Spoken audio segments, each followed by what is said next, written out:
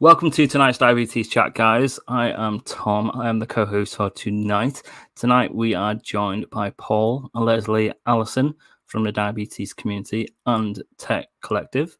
We're also joined by Daniel, and Jackie's in the background and has been part of the process of helping set up tonight. So thank you, Jackie, from Diabetes Scotland. So we'll be hearing a representation from Diabetes Scotland as well.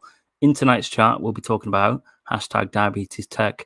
Can't wait. And I think we've already touched upon it already in our open welcome chat tonight. So if you want to get involved, you can hashtag diabetes chat, and you can also hashtag diabetes tech can't wait. And you can press that little little button at the bottom and you can see and tweet messages out basically, and we can keep track and bring some comments and questions to the panel. So tonight we're going to be talking about technology and fair access rights for all, not only in Scotland but also across all 4 nations of the UK, but also further afield and across the world globally. So without further ado, it's an honour, and I'd like to welcome Paul, Lesley, Alison, Daniel, and I know Jackie listening in the background to our Diabetes Chat special tonight. Welcome, gang. Hi, Tom. Hi. Oh no, mic's off. Hi, Tom. Thanks for having us. You're welcome. Welcome, guys. It's going to be a great chat. I know you guys have been working extremely hard to prepare for tonight's chat. You've had meetings, a couple of meetings, and you've been prepping tonight. So great job, guys. But also all the amazing stuff that you've been doing in the lead up, like in the whole campaign itself, which we're going to talk about tonight. And if you guys want to get involved, like I said, hashtag diabetes chat, or you can hashtag diabetes tech can't wait, and we'll bring some of them comments to everyone. But before we start, I think we'll just briefly introduce everyone. So we start with Alison, then Paul, then Dan, and then Lesley. Just introduce yourselves to the Diabetes Chat community, just a little bit about yourself, who you are, what your connection is to diabetes, and anything else that you wish to quickly share, and then we'll crack on with tonight's amazing chat. Hi guys, I'm Alison. I'm a type 1 diabetic. I've been diabetic now for 39 years. I got my first insulin pump 14 years ago now. And I'm one of these lucky ones who didn't have any trouble at all getting access, but I guess more on that later. And I got my first pump choice last November, so that was exciting. Exciting. Is that all you want to know? Move on. Yeah, that's great. That's a nice little introduction, Ali. Thank you. Over to you, Paul. Hi, so I'm Paul. I'm 44 years old. I was diagnosed with type 1 diabetes 26 years ago, so around 18. My brother and 3 of my cousins also have type 1, so quite a lot of us in my family. I'm a volunteer for Diabetes UK and Diabetes Scotland, and a member of their tech collective, obviously, why I'm here tonight. And yeah, I'm a big fan and advocate for all things tech for diabetes. Amazing, Paul. Thank you for joining us tonight. And Daniel. Hi, thanks for having me, Tom. So my name's Daniel O'Malley. I'm the Campaigns and Public Affairs Officer for Diabetes Scotland. And what that entails is I help coordinate the national campaigns in Scotland for people living with diabetes, but specifically at the moment around our campaign for fair and equal access to diabetes technology. The other side of my role is about engaging with the Scottish Parliament and the Scottish Government to make sure that the issues affecting people living with diabetes are kept to the top of the political agenda in Scotland. So thank you for having me tonight. Absolutely, it's a privilege to have you here, Daniel, with us, and alongside the Tech Collective team. So I'm sure tonight's going to be really interesting, and thanks for being here. And Lesley, hello. Hi, I'm extremely nervous tonight. It will show in my voice. I've been type 1 for 33 years, pumping for 2.5. I volunteer on the Tech Collective. I sit on the Diabetes Cross-Party Group. I also do type 1 events working with families, and I'm a peer support facilitator with Diabetes Scotland. Absolutely amazing, Lesley. And we're all here tonight. It's going to be a really good chat, and I appreciate all your time and effort, guys, in raising awareness. And tonight it'd be great to talk about Diabetes Tech. Can't wait. So let's begin, and let's talk about what is the Tech Collective, because people that are listening right now or will listen back, they may not know what the Tech Collective is. So what is it?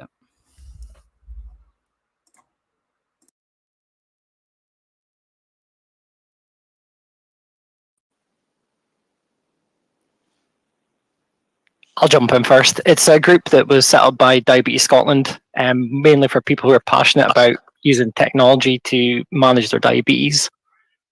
Members of the group, we are happy to share experiences. We've got expert knowledges in technology, and we can help discuss the issues around using technology, the pros and cons, and the issues we have in getting access to it and using it.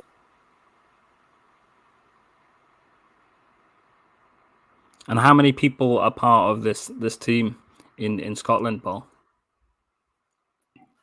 I'm not sure of the exact number. There is quite a few of us. We have regular meetings as well, and there's a campaign on at the moment as well to try and get more people to grow it, to get more people to join. Absolutely, and I'm sure we'll talk about that tonight. And we've got some links that we'll share out to give you some light nighttime reading or some time to go away and check out the links and the campaigns. Anything else, Alison, Lesley, you want to add on to that, and Dan? For me, because we're all what's the Tech connected Collective? to I've got a Type 1. big long list here. Do you want me to read something? There's lots of stuff that yeah, I mean, the main thing, I guess, for me is that the Tech Collective's a collective voice. You know, we can all sort of do our own individual thing, but I think becoming part of a group just makes us stronger. Mm-hmm. And taking that sort of any issues that we feel, you know, we can raise them at our meetings. And the campaign at the moment is just firsthand connection, basically, to everybody that can drive the change forward. I think that's the beauty about being here, is that we're so close to that. You know, it's not like miles away in, you know, in another part of the, well, it is, I suppose, if you're up north, in Edinburgh. So, you know, we've got the Scottish Parliament. I live quite close to the Parliament as well. But it's just having that collective voice to take forward various issues, and you know, that we all feel. Yeah, absolutely. And part of the group then is that obviously people from different walks of life, different types of diabetes. Maybe it'd be interesting to know, is it got people from different walks of life? So there might be someone who's quite newly diagnosed with diabetes, or might be someone like who has had it like 30, 40 years. And part of the team is that different people who've got different backgrounds of ways they manage their diabetes as well. So in a way, is it nice to connect with these people, like Paul said, in these Zoom meetings and things, that you're sharing lived experiences, right? Talking.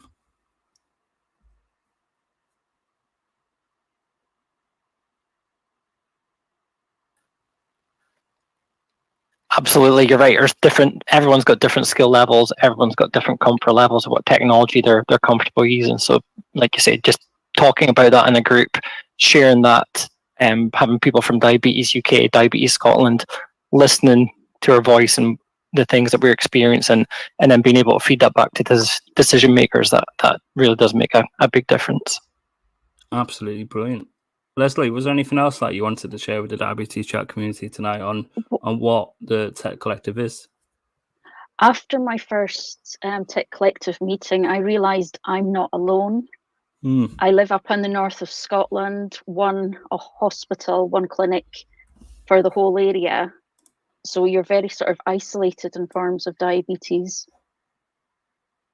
So actually, it's very powerful, isn't it? Not only are you like potentially liaising with people in Parliament and things like that, it's giving people voices and confidence to network and talk, but it's also a peer support group, right? Where, like you say, you don't feel alone. You can share with people who have got like-minded experiences, who have been wearing that T-shirt for many years, been in that same boat. And I think we all see the huge positives that peer support has for people, the benefits. So yeah, it sounds really, really good. All amazing things that you guys are doing for the Tech Collective. Daniel, was there anything else that you wanted to add on to that little section? Yeah, I would just add on really the Tech Collective, internally in Diabetes Scotland, we refer to the Tech Collective as the engine that's driving forward this campaign for fair and equal access to diabetes technology in Scotland. If it wasn't for the Tech Collective, we wouldn't have gotten so many of the opportunities that have come up, because people living with diabetes have those connections in a way that we might not necessarily be able to. And frankly, we're here tonight because of 3 fantastic members of the Tech Collective, and that really shows the power of what the Tech Collective is. It's that engine for change that's going to achieve fair and equal access to diabetes technology across Scotland. Absolutely. We've got a question come through, #DiabetesChat, and also #DiabetesTech. Can't wait if you want to, guys, get involved. Is there a Tech Collective for other parts of the UK, different like England, Wales, Ireland, and if not, why? I can jump in on that. As Diabetes Scotland is also Diabetes UK, the Tech Collective is innovative. It's the first of its kind. It's something that it's really leading the way in terms of advocacy for, in this case, diabetes technology. But Tom, I think you hit the nail on the head as well. It has a dual function of, it's a campaigning collective, but it's also a peer support collective of people that come together, share the information about the issue that they're campaigning for. Yeah. So it's definitely something that we've spoken about in the wider Diabetes UK. Paul himself came and spoken at an internal town hall to about 200, 250 fellow colleagues of Diabetes UK, and spoke about why the Tech Collective was such an important part. So definitely, if it's something that people are keen on in other parts of the UK or around the world, I would definitely say it's something that, go to your local diabetes organisation and see if they're up for supporting it. Definitely, and we'll talk more about it now, guys, so you guys can get more insights to the amazing things that the guys are doing. But before we do that, Alison, we'll start with you, then Paul, then Lesley. Why did you join the Tech Collective? What motivated you to want to get involved in it, and how did you hear about it? How did you get involved in this? Harry, can I just say quickly, am I the only one that wasn't able to hear Daniel there? I couldn't hear anything he was saying, unfortunately. Okay. Maybe if you jump off the line, come out the call, go, and then come back in, and then Mark will accept your request, and then that might fix that problem. Okay. Will do. Let's go to Paul then. Paul, what about you? Why did you join the Tech Collective? How did you hear about it? How did you get involved in it? And what sort of inspired you to want to get involved in it? Sure. So I joined the Tech Collective back in 2018. It was really on the back of the Fight for Flash campaign. So I'd been finger pricking and using multiple daily injections for a long time. Yep. I really wanted the Libre sensors. I found out that it was available in some parts of the country, but not in my area. And I saw the Diabetes UK campaign for Fighting for Flash and joined that. And that was the real driver for me wanting to join the Tech Collective. Yeah, absolutely. I think as well, myself, I've always loved computers and gadgets. I'm pretty happy using them all the time. I like explaining using them. I'm happy to describe how to use them to other people, signpost them to what they can do with the devices they have. And as part of the Fight for Flash campaign, it turned out that the area I lived in, I wasn't able to get access to Libre, but the area my brother lives in a different part of Scotland, he could get access to Libre on NHS. The comparisons there, 2 brothers, both type 1, living in different parts of the country. One can access this and one can't. So that was a real turning point. Yeah. And it's so frustrating when you hear things like that you seem like it feels like it's a postcode lottery where certain areas may have it and certain areas don't have it, or you might be fighting for it more in one area than the other. And I think that the whole ethos of, from what I'm getting from the whole tech collective, is trying to make this inclusive to all. Like, there's options for people, no matter where you live in the country, not only in Scotland but the rest of the 4 nations and across the world as well. And it's really saddening when you hear stories like your particular story, Paul, where your brother had it and you didn't, and you're fighting for it, and it shouldn't be that case. And I'm so glad that you joined the tech collective, and I'm so glad that you were able to get the technology that you need. Yeah. So brilliant. Lesley.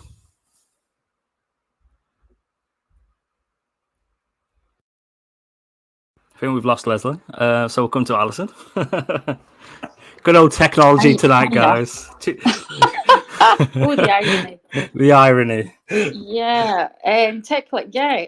It's a funny one because I, as I say, it's mind blowing to me when I first started hearing stories of the guys, you know, especially up north. And God, you know, just got me quite emotional because I never experienced anything like that here in Edinburgh. And I was diagnosed a long time ago, and I've moved around. You know, I was lived in London, lived in New Zealand, come back again, and had a baby, and just have always had awesome, you know, help at the clinic, and you know, just loved my team at the hospital. So I really only found out about the Tech Collective when I was actually inquiring about during the pandemic. Actually, takes me right back when I was really quite stressed about the whole thing. Vaccinations. It was for my son. I won't go into that at the moment, but it made me realise that if you don't actually speak up and ask for help, you're just never going to find out anything. And it was really getting in touch with Diabetes Scotland because of the, you know, just not getting great information at the time, that I was then asked if I wanted to join a peer support group, which was just, a revelation, just fantastic. I mean, we do all this stuff with Twitter, you know, tweet chats, and obviously diabetes chat is awesome. But back then, during the pandemic, we really needed something, you know, something to share information and you know, just get as a group, you know, close knit in Scotland. So Diabetes Scotland just really came through big time on that.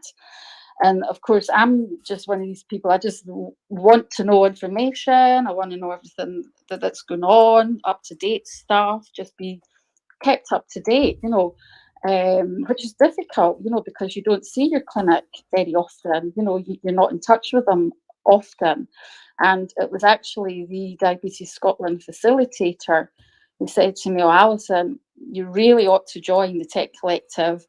It's not, I don't think it was quite up and running again because of the pandemic at the time. But she says, I promise you, you know, once we're up and running again, I'll put your email down and you'll start getting invitations for meetings and what have you."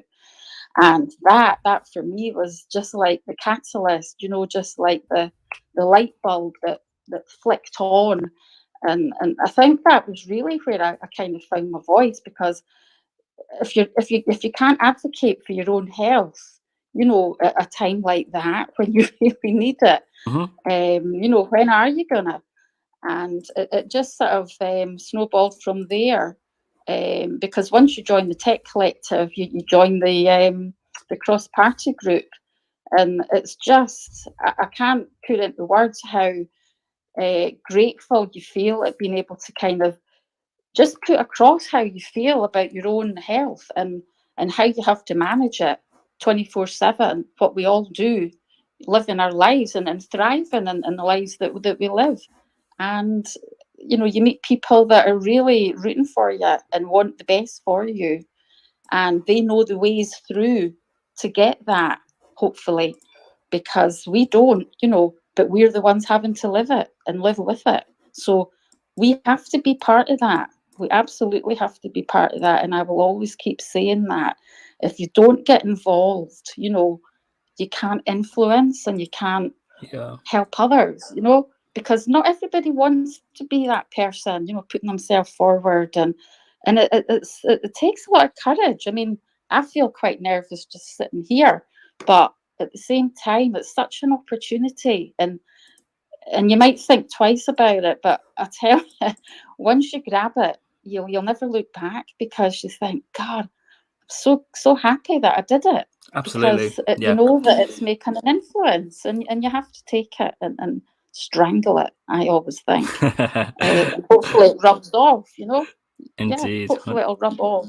Thank you for sharing that, Alison. That's great to hear. And Lesley, hopefully we've got you back on the panel.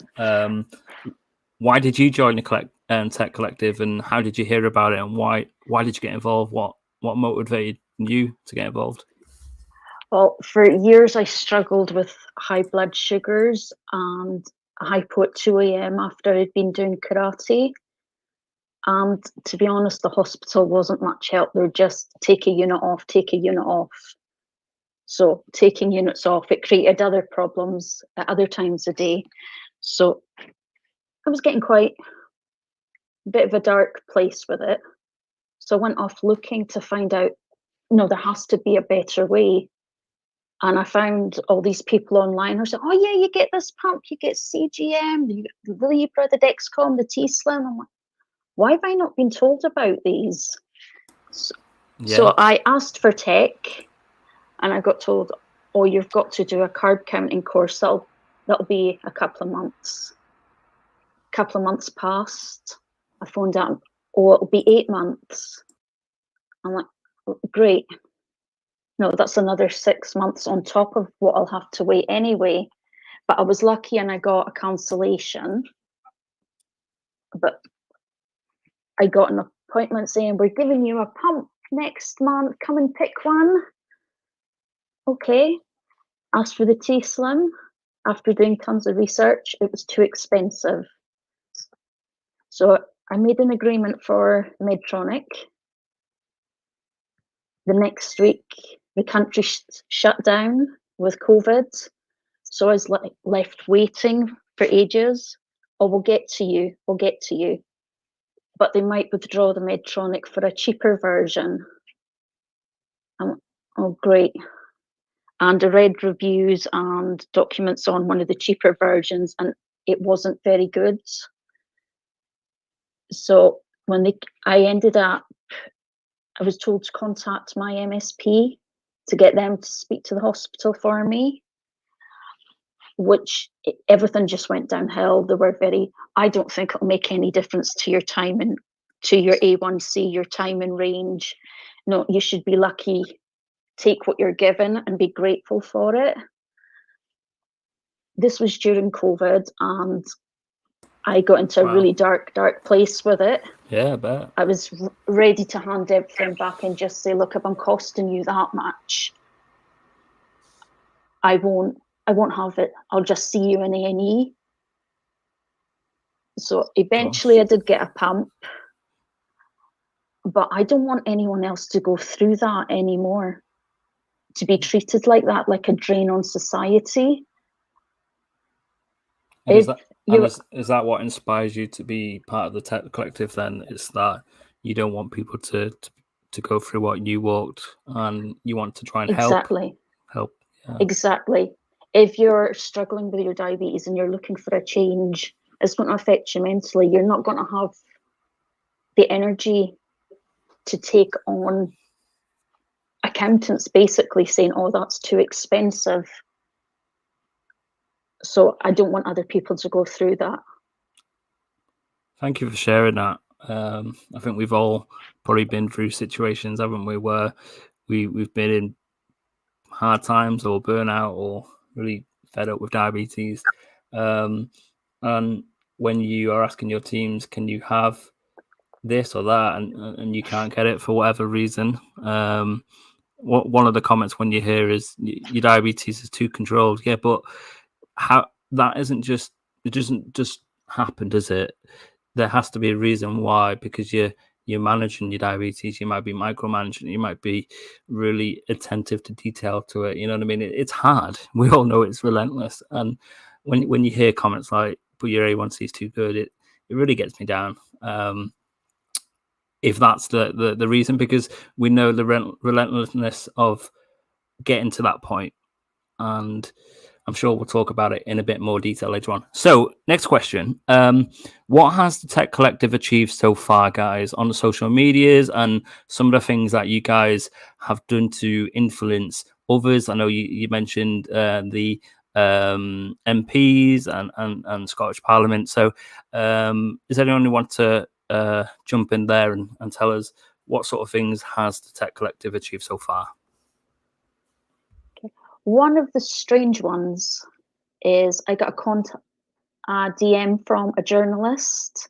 She was looking for someone who was struggling to get tech. So I put the feelers out. We know a lot of people, and I got a few. And there was a mum whose 10-year-old daughter, she had Libra, but it was never accurate. And she was told the G6 was too expensive. Or you're on the waiting list for a pump, it might be another 2 years. She was interviewed, the article was in the paper, we shared it online.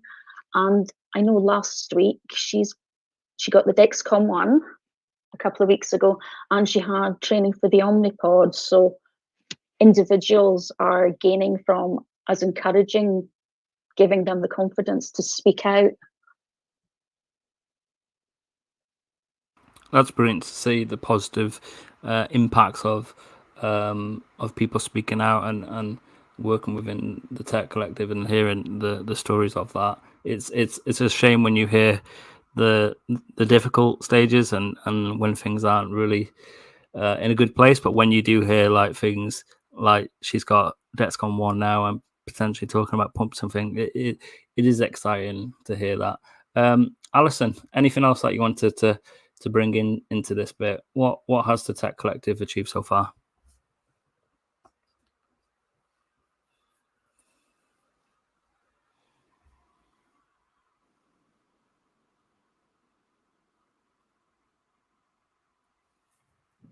Can you hear me? Yeah.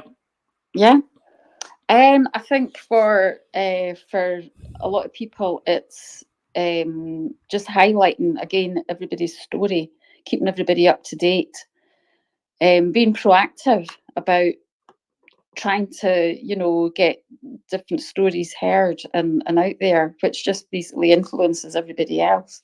The cross-party group is another contact that we have, that we just try to make sure that we keep up to date with everything going on, as far as making sure that people at MSPs in particular, that they understand what it's like to live with diabetes like we do, 24/7, because at the end of it all, it's all going to boil down to money, isn't it? To actually fund these technologies that our clinicians, or awesome clinicians, are all fighting for, because they know that these technologies work for us, to give us a better quality of life. So I think again, it's just keeping that utmost, that diabetes doesn't go away, does it? So we're always going to have technology to think about, if that's the road that we want to go down. With technology, it's always going to be progressing. It's always going to be moving forward. So it's an investment, isn't it, in our health? And it's just highlighting that and just never really letting them forget that. Yeah, absolutely. And we all know the positive impacts of the technology. And when you hear people that they don't get access, it's really, really saddening. And also, like we've already mentioned tonight, we're very lucky, I guess, in the UK to be in the position of our healthcare system. When I know we've had previous guest speakers on from different countries, Zimbabwe, who maybe are still using syringes. Different parts of Asia where other initiatives like Action for Diabetes is helping with sending out equipment, basic equipment like blood glucose monitors to people who are living over in Southeast Asia because of the funding issues in healthcare systems. And then, of course, we hear things like in America, don't we, like the Insulin for All campaign and the cost of insulin. It's really sad when you hear people can't get the technology that we can all kind of see the benefits of. Paul, was there anything else that you wanted to add into that little section? I was going to jump in and add a few. So I think the Tech Collective this time round has created a lot more opportunities. In the beginning, we were having sort of once a month meetings with Diabetes UK. We've branched out onto social media, so we have a Facebook group that we use to speak more regularly. We can compare stories, see what's going on in different parts of the country. We can get organised. We know a lot of the advocacy has to be done on Twitter because that's where you get access to the politicians, the NHS, the decision makers. So we use our social media groups to coordinate those and make sure, we can put out posts at certain times and use specific hashtags. So it's created a big opportunity for us to get more organised this time round. Having Daniel and Jackie on board and other members of the Diabetes Scotland, it's a real partnership this time where we're highlighting things and then they're putting it in front of the politicians for us as well, which is fantastic. And it's great to hear, when we're comparing our stories and saying, and encouraging each other to speak up. I've seen Kirsty has put in the chat about it, gave her the encouragement and the confidence to go and challenge her team as to why she was being denied tech. So it's great to hear stories like that where it has a positive outcome. And, Kirsty was maybe told no and then goes away and speaks to us and we say, other parts of the country, people are getting this. Yeah. Why don't you go back and, highlight this? And when you make your case, absolutely, you can get a positive outcome.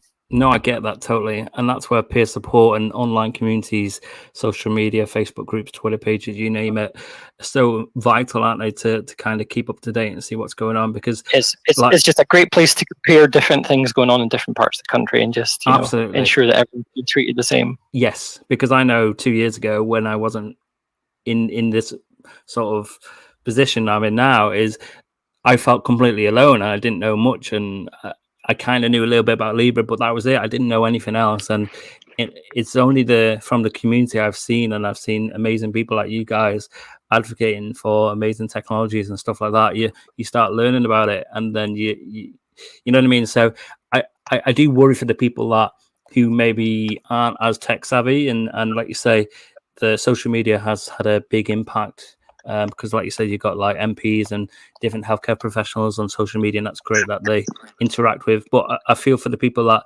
maybe don't have this and that part of these sort of communities, is do they know about these sort of things? Because I think we've all seen people talk about since the pandemic is the time has reduced from seeing the diabetes team face to face, maybe. So it might be less times that you hear about these things, because it was only through me going to a appointment with my nurse I learned about smart pens, and now I'm a big person who's really advocating for smart pens. So social media has a huge impact, isn't it, and peer support on that.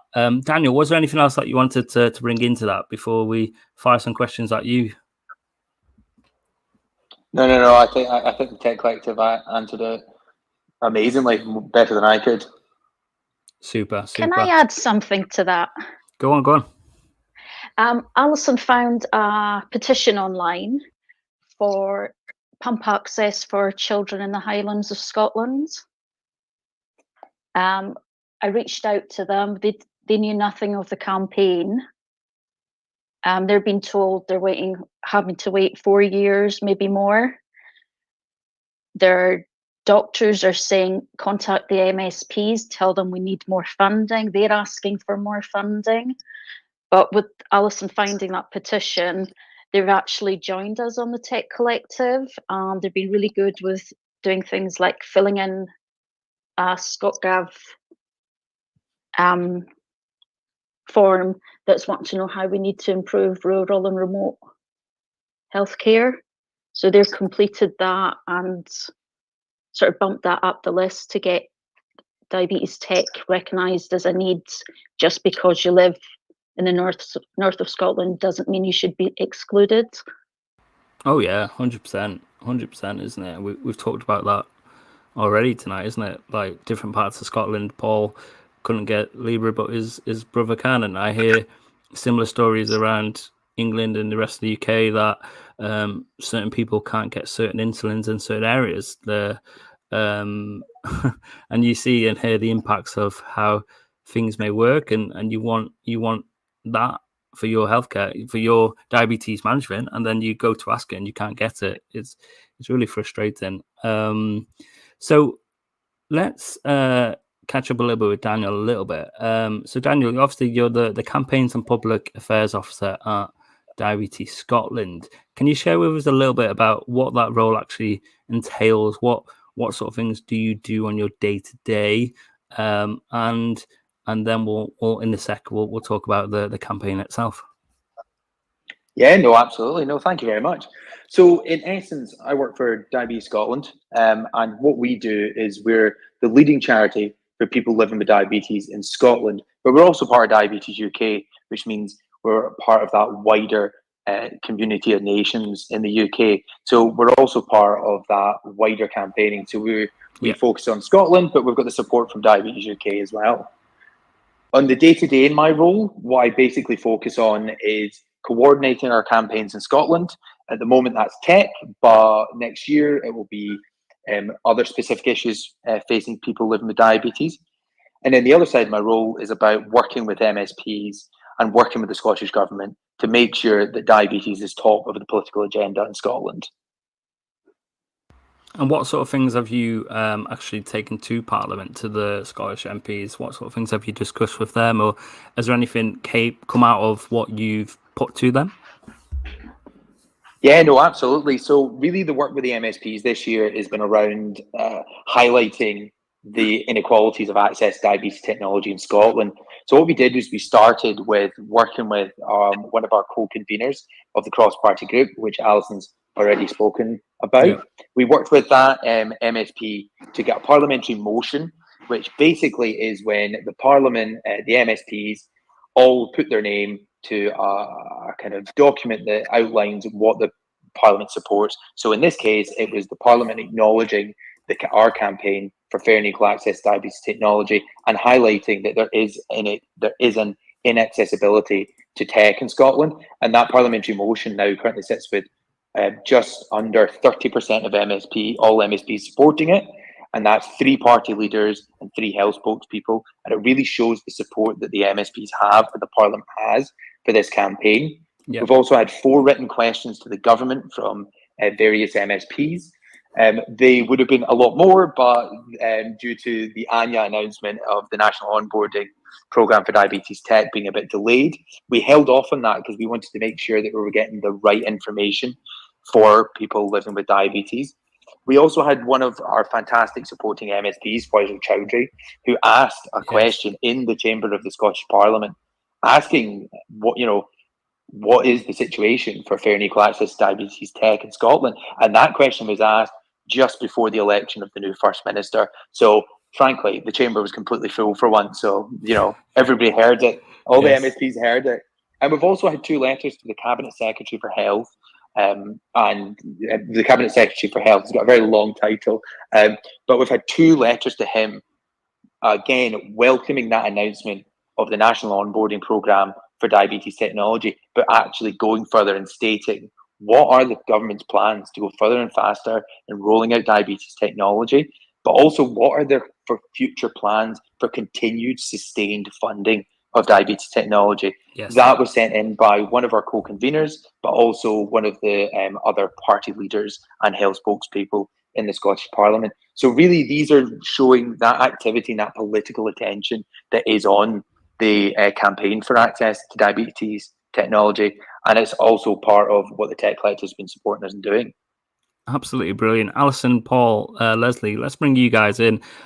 what's your thoughts on that? All the amazing things that Daniel has done and has been part of in his role as the campaigns and public affairs officer at Diabetes Scotland. When you hear all the amazing things that he's doing with you guys and taking it to Parliament and all these initiatives and things, what comes to mind for you guys? Daniel is awesome. Yes. Woohoo! He knows that. I tell him that all the time. It's just, you know what it is for me. It's just having that connection, having that right at your fingertips. And who can say that? Not many people can say that. I mean, I know I'm in Edinburgh, and it's just it's just something that you've just got to do. I think it feels like a responsibility in a way, because it's an opportunity, and who wouldn't want to take it? You know, I mean, we're so lucky. We're so lucky. Not lucky to have type 1 diabetes, obviously, but lucky to have that. Have amazing people. Yeah. Have amazing people and leading charities like Diabetes UK, the JDRF. You know what I mean? There's amazing people who are actually fighting for us and for fair and equal access. And like Daniel said, not only talking about it for now, but that's sustainability, isn't it, for the future, and ensuring that people have this access. The big thing for me, Tom, is Daniel's got access to people that we can't get access to. Daniel's got direct access to them. So by bringing these things to Daniel's attention, he's able to make sure this is raised in Parliament and the politicians are seeing it. Yes. We can tweet about it and tag them and stuff and write letters, but are they about it? Whereas we know that when Diabetes Scotland and Daniel in his role take that to Parliament, it is actually being spoken about, which is great. Amen to that, 100%. Absolutely. It's a great role. It's a great role that he plays, because I don't remember ever having that really up until now. And that is really what drives us, because is it a fairly new role? Is it fairly each other about it? Yeah. But there's so many strands and so many influential people and people making decisions on our behalf, and this is what really is beginning to narc me. These decisions that happen, and sometimes we're not aware of them, and we're kind of, well, why didn't anybody ask us about that? We could have told them that, type thing. And the more we get involved, the more it just becomes a natural thing, really, because everybody's got something that they want to talk about, and that's why we keep saying, come and join this group, because it's literally a connection. And, that's priceless, really.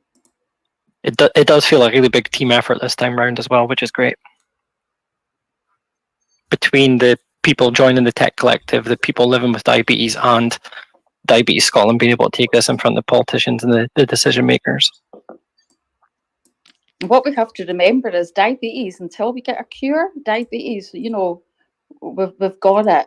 And technology, we're always going to have to be mindful that it costs money, and in our system with the NHS and taxpayers, we got to be mindful of all of that. But this is going to help so many people, and we just have to keep driving that fact through. Yeah. Because it's not going to go away. No.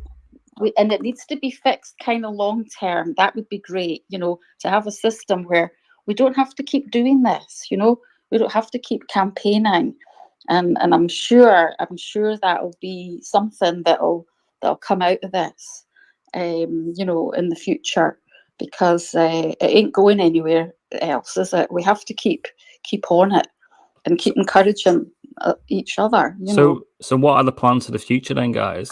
Alison, Paul, Lesley, part of the Tech Collective, but also Daniel in your role. What are the plans? What are the ambitions for the group and the campaign and the future for diabetes? Well, in terms of the campaign, the Diabetes Tech Can't Wait campaign, in November on World Diabetes Day, we've got a parliamentary reception that we're hosting in the Scottish Parliament. And there we're going to be launching our Diabetes Tech Can't Wait campaign report, which will bring together all the fantastic work that's been done by the Tech Collective, the wider diabetes community, and also kind of on our policy side in terms of our policy researcher. We're going to be putting forward recommendations to the Scottish Government and to the health system. And these recommendations we're going to move into next year. And we're going to be taking those recommendations to the NHS in Scotland and also to the Scottish Government and really kind of put to them, this is what we have uncovered in terms of the barriers to rolling out diabetes technology and getting that fair and equal access to diabetes tech.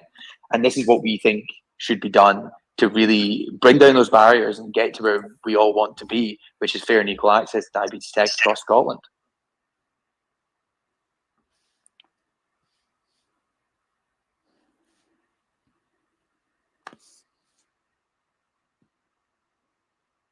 What about you guys then, Alison, Paul, Lesley? Any thoughts for you guys of where you want to see it go? I want to get more people involved. I just checked the Facebook page. There's 51 people on the group, and that's just on Facebook. There's still all those people that get emailed and that. So there is a lot of people there, but I think everybody needs to have their voice heard. Yeah. No, we're stronger together. You can go right to your MSP, your MP, put a letter into the hospital saying, this is why I want tech. But you're just one person. They're like, nah, don't really need to deal with you. But if we're together, we're stronger. Absolutely, isn't it? And we've seen the sort of movements that have taken place with initiatives like #WeAreNotWaiting with the DIY community. We've seen movements the last couple of years with the Insulin for All campaign and the cost in there.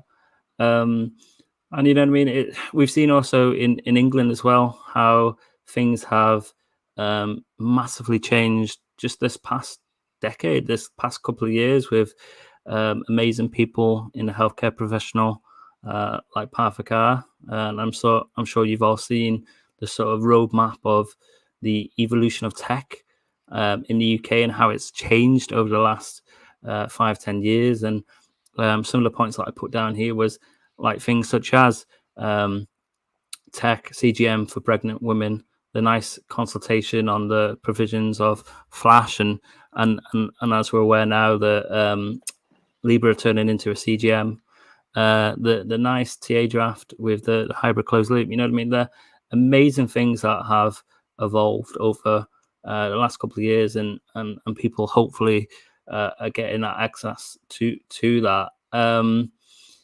What are your sort of thoughts on this then? The sort of where things have changed over the last couple of years with the tech, how it's advanced.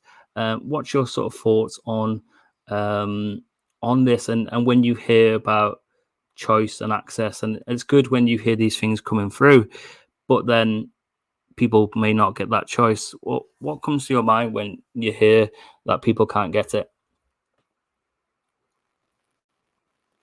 To me, it's not rocket science. We're always taught prevention is better than cure. We all went for our COVID vaccines because it was better for us.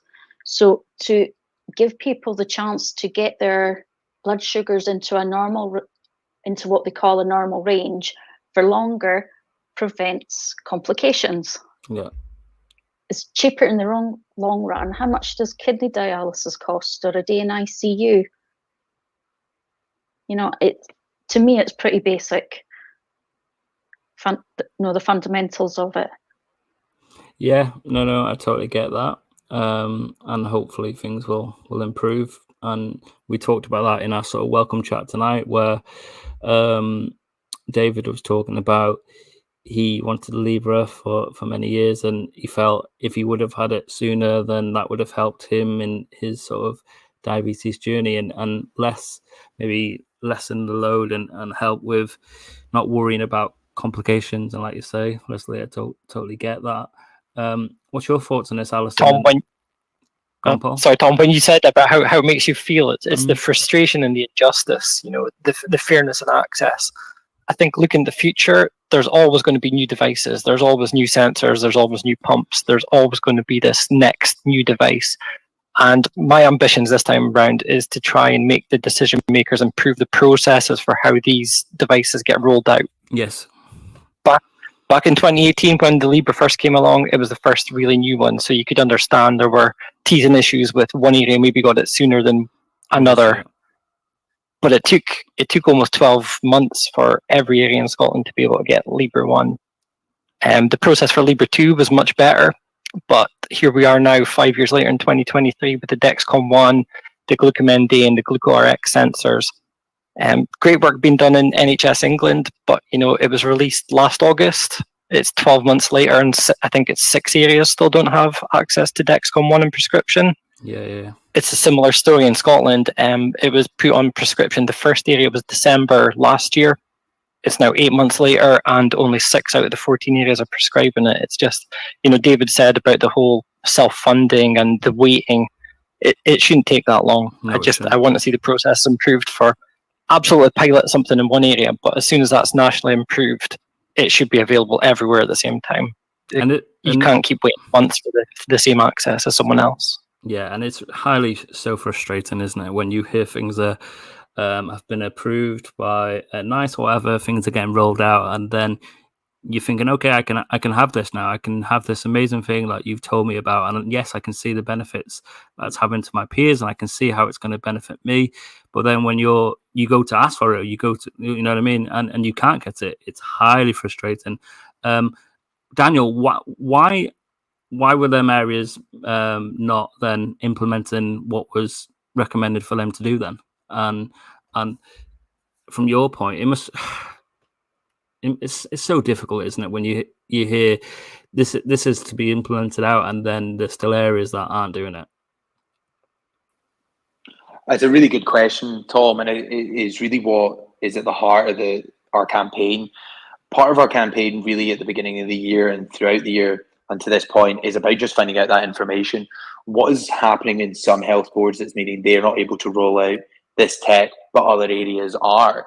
That's why in March 2023, when we launched the campaign, the core ask at that point was people getting in touch with their MSP through the postcode lookup tool and getting their MSPs to ask the health boards what were their plans for the rollout of diabetes technology. Because I think really what we need to know is what is the situation in the health boards? Because if we get that information, we can then start working with the system and with the government to really break down these barriers that are meaning that some health boards, Paul tells his story, some areas like Grampian, he couldn't get the Libra, and other areas could get the Libra. Yeah. And it's this understanding why this is the situation, because we always say in Diabetes Scotland, we want to be a critical friend of the NHS. We're here not to point fingers. We're here to find out the information and work with the NHS and the government to resolve them, because at the end of the day, that's how we're going to get fair and equal access to diabetes technology in Scotland, because we know there are some phenomenal clinicians in Scotland really working on this. Dr. Brian Kennan, the clinical lead for diabetes in Scotland, is an amazing advocate. I know Paul, Alison and Lesley, I've heard him speak many times at the cross-party group, and he's really championing fair and equal access to diabetes tech in the NHS, but we all need to come together, and that's what the Tech Collective is doing, and they're working with us and the wider diabetes community to make sure we find out this information and then put it into action, which we'll be doing with the campaign report. Brilliant, and look forward to reading that and seeing what comes of it. And will that be published on like social media and stuff like that come November time, right? Yeah, absolutely. We'll be putting all over social media. I can send it to you personally as well, Tom, so you can have a read over it and have a wee talk about it as well. Absolutely. So, Liz, I see there's a question from you. You've joined the panel as well. Why don't you fire that one to Daniel? You've got a question specific to Daniel, and then we'll have a look at some of the other questions that we've got as well.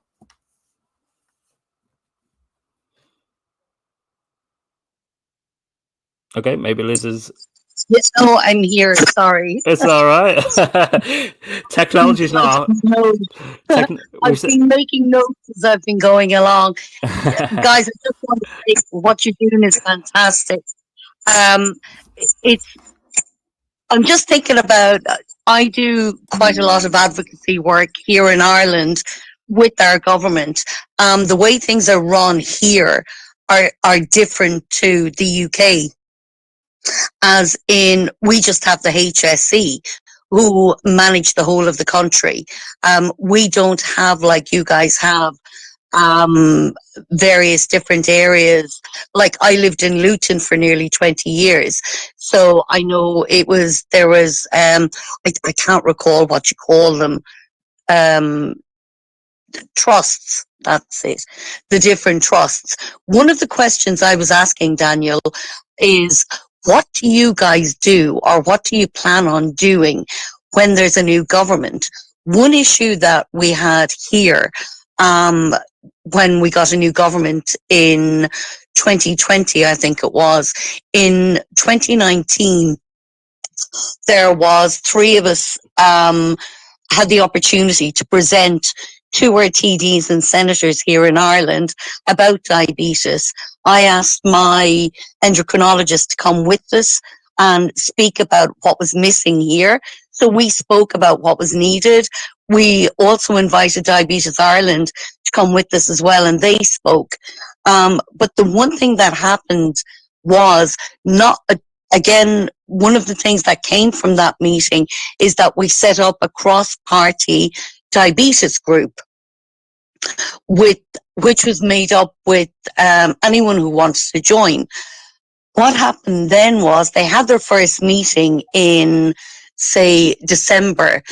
Then in January, there was the government decided to go to the polls in February.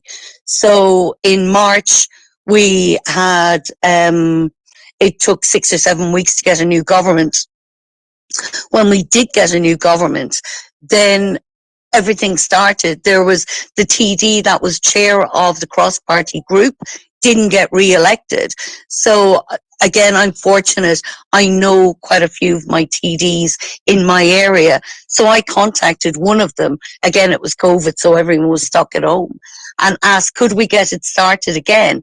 And I spoke with Diabetes Ireland, and we got it started again. But how does that affect you? Because we had to start from ground zero again with the new government, and the government is there for 5 years. So how do you guys manage that? Or how do you think you will manage that if it happens in Scotland? Does that make sense? Yes, no.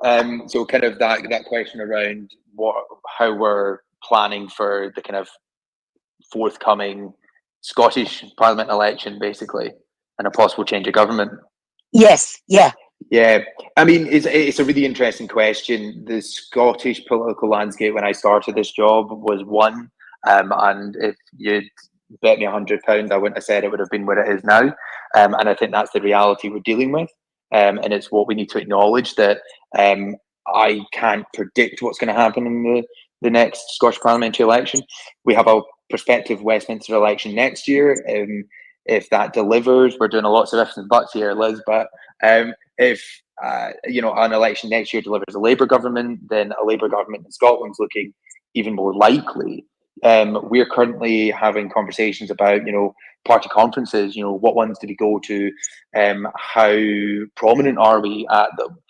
The way I'm seeking to position ourselves is to make sure that we are talking to the relevant parties that are going to be looking to form a government. So you're looking SNP as the current governing party, and Labour, who frankly look like they're going to be a prospective possible next Scottish government. However, that could be with a coalition, and in that case could be the Liberal Democrats. What I'm seeking to do is I consistently work with the Labour Party to understand, one, their health policy, and how we can make sure that diabetes is considered in that health policy from the ground level, not just influencing it at the end when they're telling us about the health policy. I want to influence the health policy when they're developing it as a policy, so that diabetes is considered at the ground level as they develop the health policy, not as an afterthought. And then with the SNP, and then in terms of their prospective government, that's part of just the general influencing of the government. So if they stay in government, our general work will have continued in that vein. But if we shift to a Labour government in the next, in 2026, I'm hoping the work that we're doing at the moment will mean that we're in a really strong position to have diabetes at the top of a next future government. In terms of cross-party groups, I kind of had to re-establish our cross-party group when I started this job in November. So I've been where you are, but you have to kind of kickstart one again. And we're now on our third meeting in the last 8 months. We've got another 2 in the diary, and it's a lot of the time it's just about keeping it going. Whether we've got 2 MSPs there, which I would prefer we not, I'd prefer we have more, or we have 6. It's about keeping the momentum going, and our possible plans for next year are to move into an inquiry function for the cross-party group, to kind of put the onus on the MSPs to hold the government to account on diabetes care in Scotland. Yeah, that sounds brilliant, and it's fantastic to hear. The only difference here is, again, there's coalition, but there's so many different parties here in Ireland. You never know where to go to and who to talk to. Personally, I talk to all of them. Oh, of course. And with my TDs here in where I live, I'm constantly speaking with them. They actually know me, and they know that if it's an issue for diabetes, say they get a representation in and they don't know where to go, the TDs, their secretaries, will call me and ask my opinion on it, which is good, and it's handy to know. But the way I'm looking at it is, you never know who's going to be in government next. So again, here in Ireland, the way the political landscape is looking, we may well have one party, but a coalition, a few parties. But that way, I personally find it quite hard to get them to commit to anything. Like, they'll tell you on the doors, and when you're talking to them, yeah, we'll do that. But here it's with regards to our budget, and our budget is normally in September, October. For the last budget, every party writes their budget submissions. And as it happened, out of all of the budget submissions from about 6 different parties, one of them did have diabetes in it, which I was delighted about. But it's one of the smaller parties. So again, I've reached out to that party to speak with them. But then again, I'm only one individual. I'm not a member of Diabetes Ireland. I don't know what they're doing, because, again, you have to be a member for them to share the information with you, which I find quite frustrating, but that's by and by. But what you're doing is fantastic, and I'm so glad to hear about it. One thing that I think Lesley shared, and it shared something, and it made me go in and look at the Scottish Parliament and what you're doing. What I thought was fantastic is that you have the minutes of all of the meetings, and you have all your MSPs, and you have all the people that attend the meetings that are involved in it. I thought that was fantastic. So anyone can go in and have a look, whereas here we don't have that. And it was something that I thought, oh yeah, I might suggest that to one of the TDs that we have here that's chairing it. But I just think you're doing amazing work there, and well done. No, thank you very much. Really appreciate that.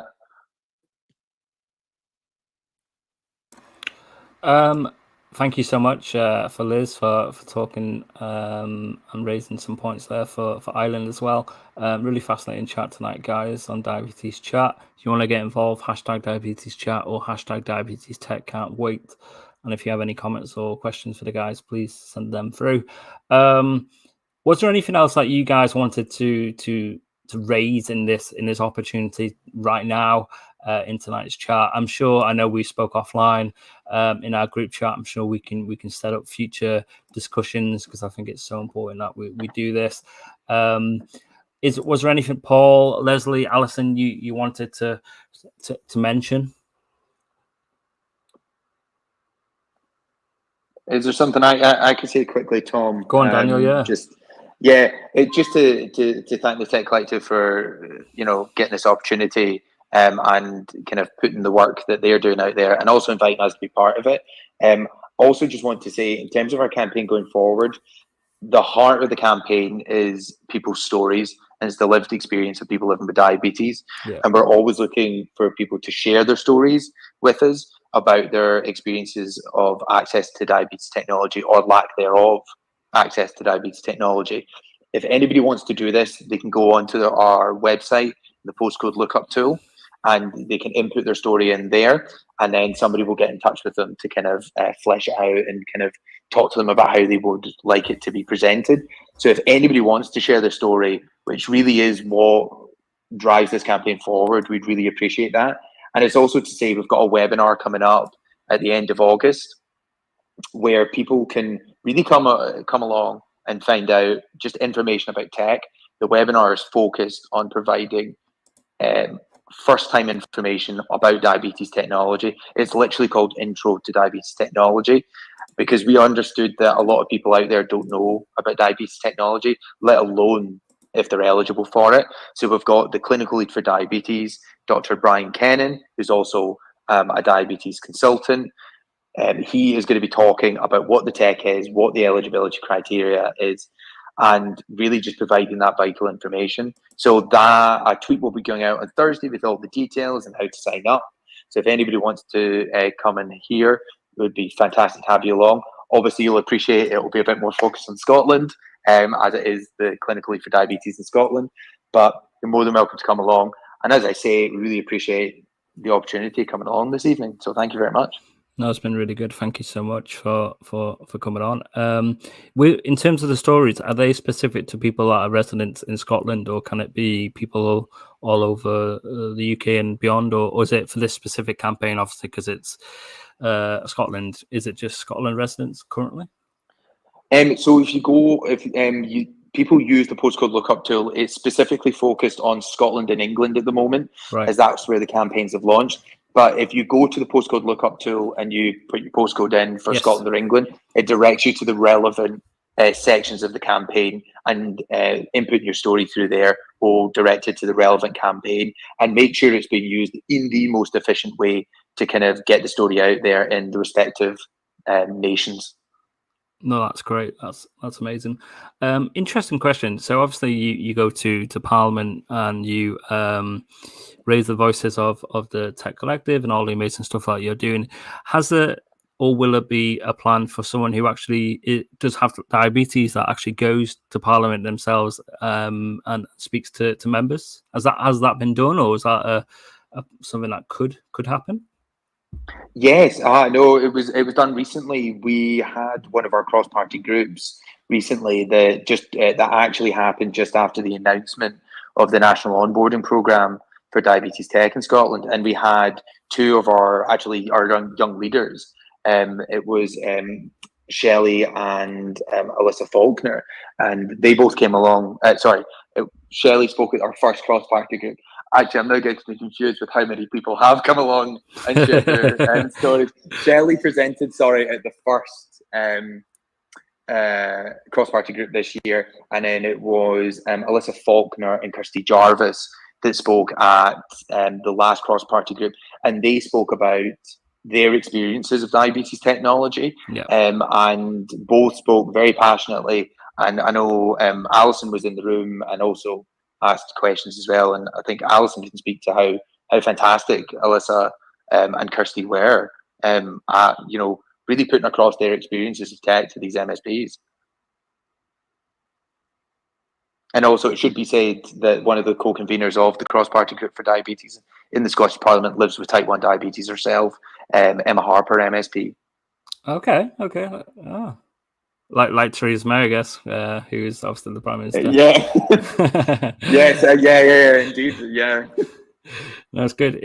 I guess it makes it even more relatable, isn't it? Having someone who actually really gets it. Like, it's amazing to have people, we've already said tonight, amazing people like yourself, Daniel, and Jackie, and everyone else part of the team who are really passionate to help the diabetes community, not only, yes, in Scotland, but the UK, but also having that sort of You know what I mean? What you're doing is hopefully driving it for equal and fair access for all, for everyone in all countries, and it's amazing all the things that you're doing. Obviously, people can go check out all the amazing stuff that the campaign, like you said, on the website diabetes.org.uk/tech can't wait. We'll send out all the links and stuff so you don't have to memorize that. Obviously, they can follow the social media platforms, right? Twitter and Facebook. I know Mary's sent out a tech Facebook group as well, so that's good. And just keep talking, isn't it, guys? Like, people who are listening tonight or listen back, please reach out to amazing people like Alison and Daniel and Paul and Lesley and Jackie, and just talk. And if you feel like you want to get involved, then please do, whether it's sharing your story or being part of the Tech Collective team or whatnot. Please do reach out to the guys. Honestly, it's been a really, really fascinating chat tonight. Thank you so much. I just want to look at the polls. But before we do that, Lesley, Alison, Paul, thank you so much. Was there anything else that you wanted to raise that I've missed or whatnot?